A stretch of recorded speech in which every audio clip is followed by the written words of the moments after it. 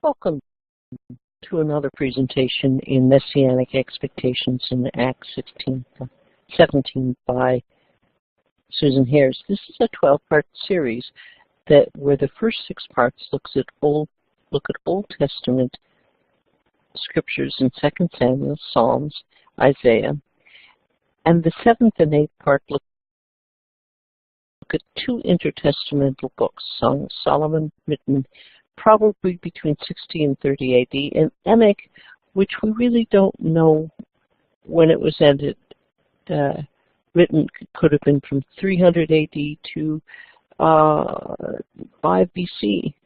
300 BCE, that is before the Christian era, to 5 CE. Now I'm going to start parts 9 through 12, which actually look at the people within the first century. We'll call these Second Temple people because they lived during the time period of the Second Temple. And for most of these, we're going to consider them before the destruction of the temple in 70 CE. Christian era, that is. Now, we're going to look first with a short piece on what the difference between the Samaritans and the Pharisees were. You know, Jesus' disciples didn't want to go into the area with the Samaritans, and yet they had trouble with the Pharisees. Let's see what happens as far as their expectations. So, the Pharisees and the Samaritans had differences. The Samaritans worshipped at Mount Gerizim rather than Jerusalem. You see that in John 4:20.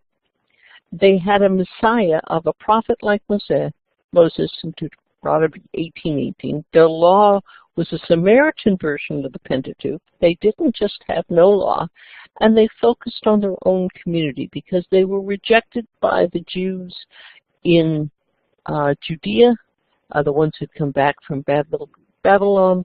The Samaritans were one who were resettled in the area. Now the Pharisees worshipped at Jerusalem in the Second Temple. Their focus was obeying the Torah so Israel would be a kingdom of priests for God, as Exodus 19:5-6 said. Their Messiah was a righteous king or priest, and we'll come back to that. The Torah was the law of the Pentateuch, which was written. They also had the oral law, which they were working, the halach, the legal dogma, and then agadah, the non-legal teachings. Now their focus was ritual purity, keeping the Seder, praying the Shema, so that they could be holy people, kingdom of priests. They believed in the resurrection of the dead and eternal worlds, and they believed that the angels, good and bad, existed, and that the good angels would aid the righteous. Now the Samaritans also seemed to believe in resurrection. Well, that's a short look at the Pharisees and the Samaritans.